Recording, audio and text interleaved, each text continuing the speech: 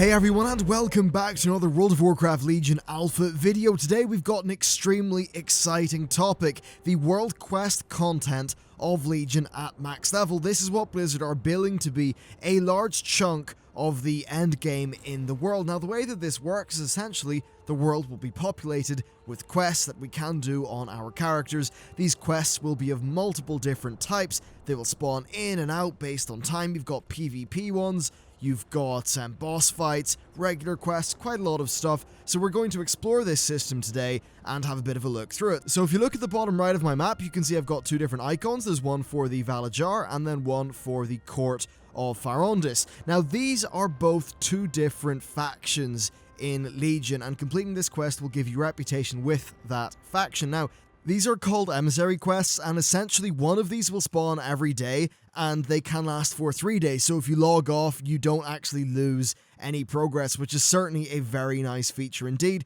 Completing all 4 of the quests that it wants you to complete will give you a bag of loot at the end, though we'll need to wait and see what's in that. And it's just completing any 4 Valajar world quests, not any specific ones. So like there's more than 4 here. I only need to complete 4, and you can do world quests, and world quests will spawn in completely irregardless of your emissary missions. These are just a bit like the bounties in Diablo 3 in that they give you a little bit of motivation to do them specifically, and it's a kind of cherry on top. You might be thinking, well, what is a Valajar world quest?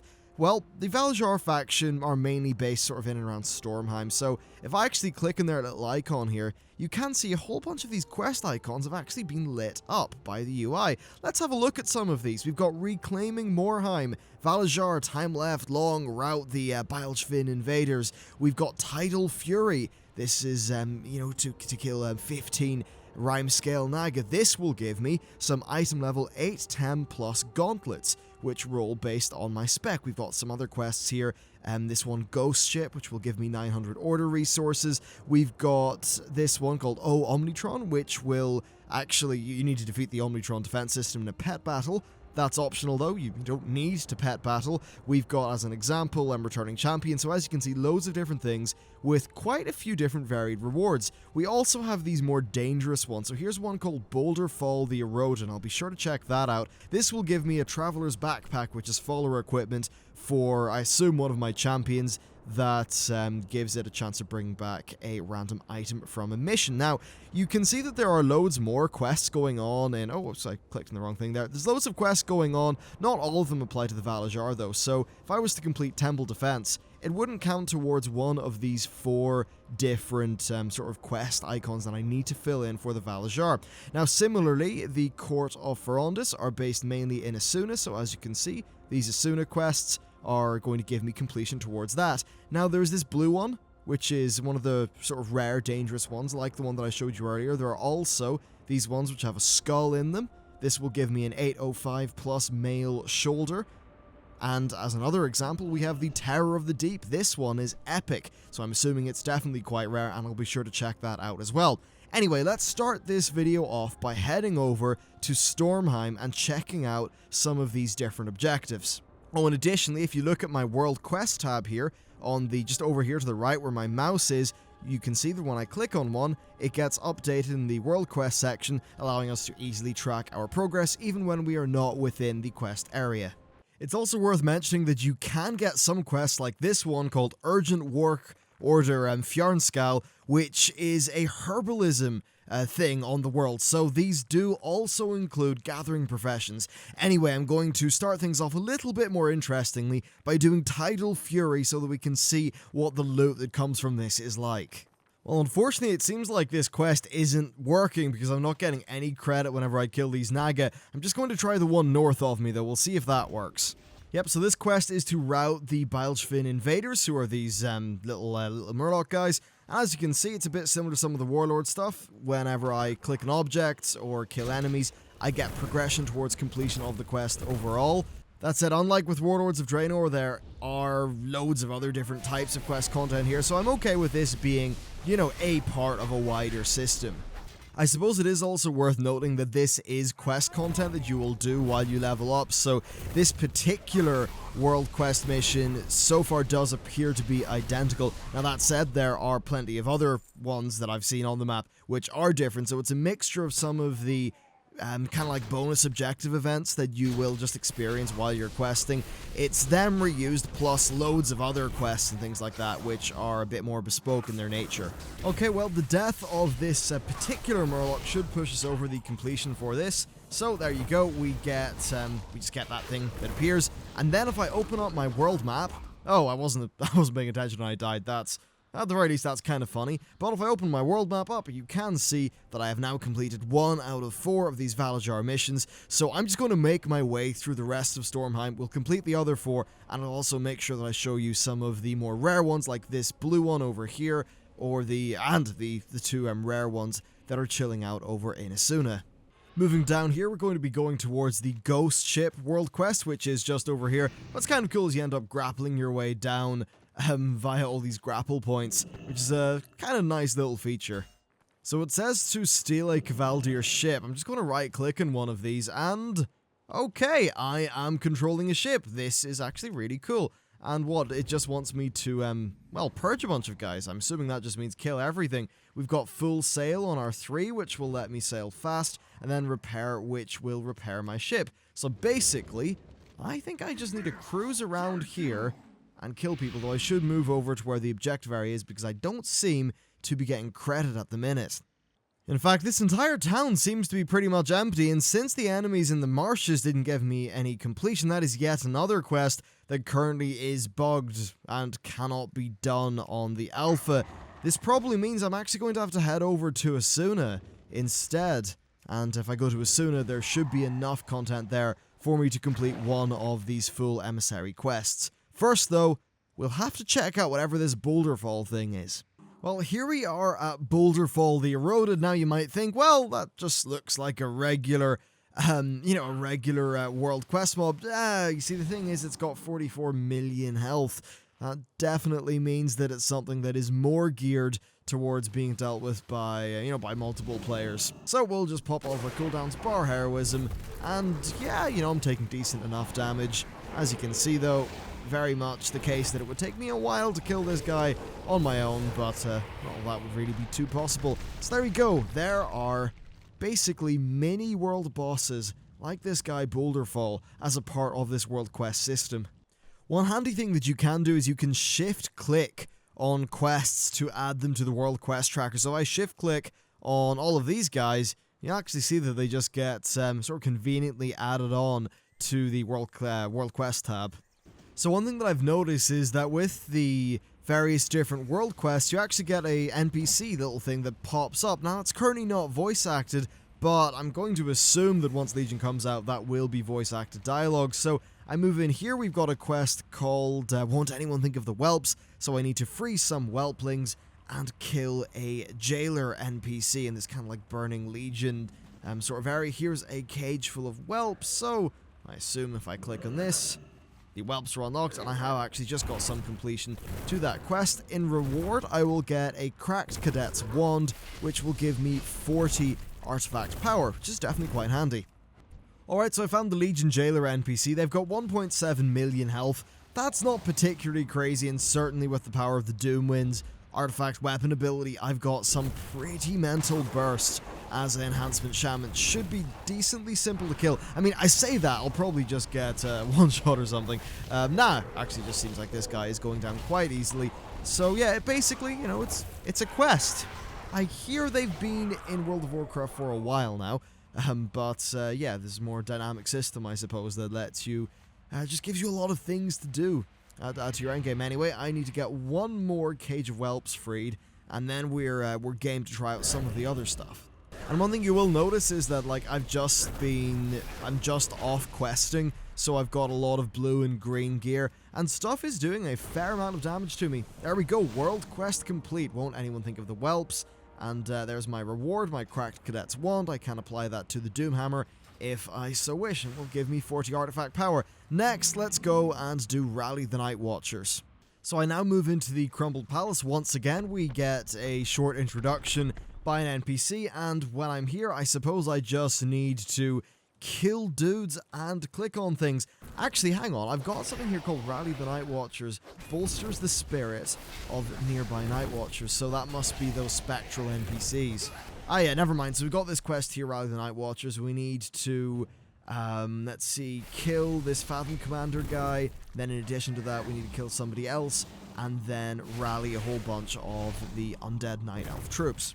So as an example, I suppose I can just go up to one of these guys, click this button, and that should be them rallied.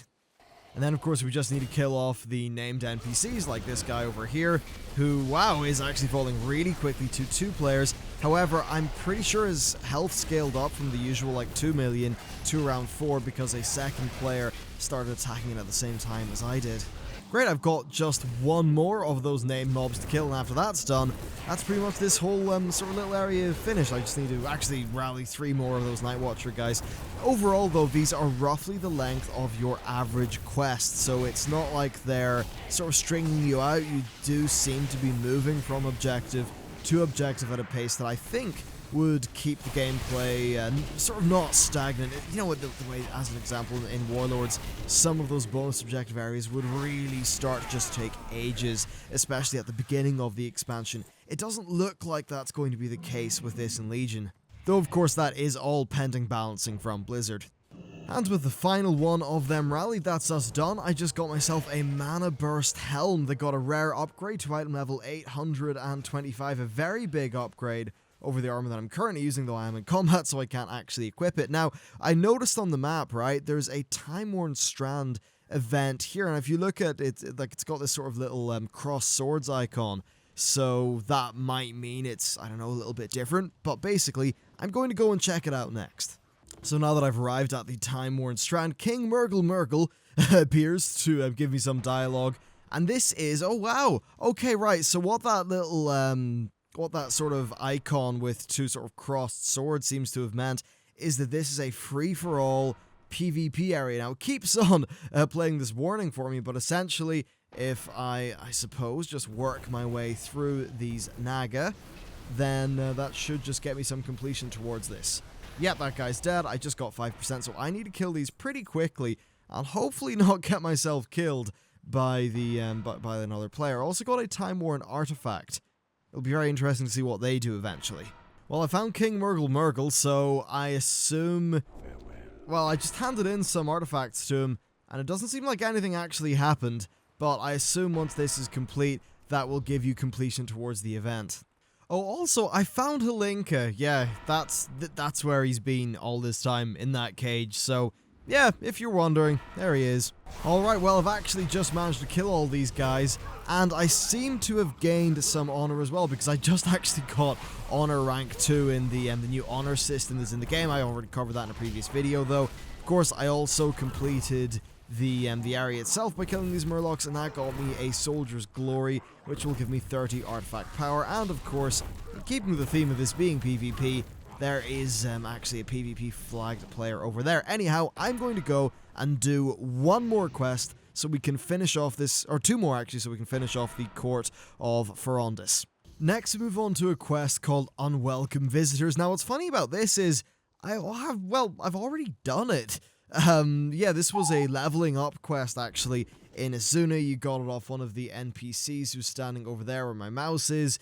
So it seems like, yeah, sometimes they will essentially just be throwing in one of the larger quests, perhaps, from, just from the leveling up experience into the end game, so you can sort of redo that content. I suppose when you think about it, it does make sense, because they make so much of that leveling content and only gets seen once, whereas that often isn't the case for endgame content. So I just need to destroy 4 of these portals and kill 2 named NPCs. In the interest of time, I'm just going to skip right to the end of the quest, though.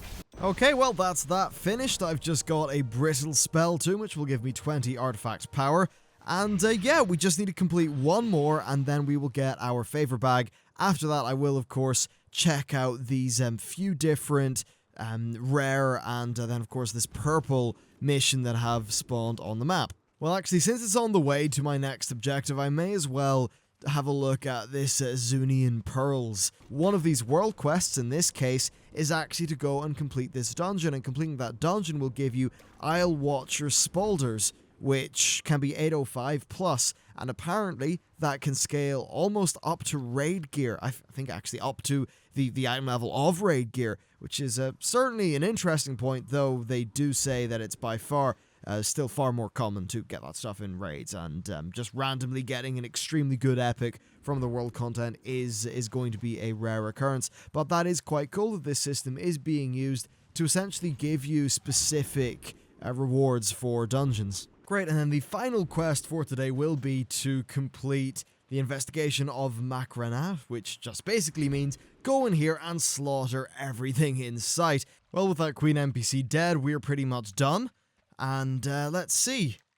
Well, apparently that's it complete. I'll just need to work out how the hell we actually managed to claim whatever this reward is. Okay, so as it turns out, completing all of those quests has given me a completed quest here called Court of Firaon. This just tells me to go to this location in the world map. That will hand it in and give me the loot bag at the very end. So let's go and see how that pans out. Well, we're approaching where I assume is the faction hub for this court. It's actually at this place which I'm assuming at one point was Blood Elf stuff. Well, obviously something for the Horde, but maybe they're changing that. Anyway, it seems like it's all inside this entrance, and this would be the hub, I suppose, for this player faction. Now, that said, I have been here before when I was leveling up, and I didn't notice anything in the way of a reputation vendor. But anyway, let's see what is in this cache of loot. So we'll right click on it, and we just got, 900 order resources. From what I hear, that can involve pets, mounts, and various other different things. Here we go. Here's the emissary from the court of Firaon. So what can you give me? An enchanted stone whistle, which is a toy. A beginner's guide to dimensional rifting. Teleport to a ley line point in Azuna to try and find one of the lessons. I don't really know what that does. Interesting. And then a 820 back.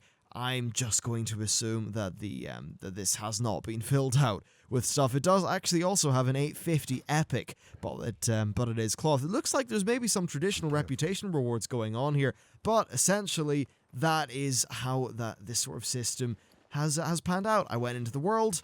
I did my quests with the Court of Firaon. My UI is now bugging out, causing the Valajar quests. There we go. They sort of didn't appear there. So I could do the same for the Valajar faction, and once every day you will get one of these sets of emissary quests to do. That will give you reputation, a favor bag, various different things, and as a part of the overall world progression, you'll want to get those order hall resources for, well, obviously leveling up your order hall. You'll want to get, that stuff for the artifact weapon power, and then of course the gear itself, which as I covered, can actually upgrade to be significantly more powerful than just say a item level 810 blue.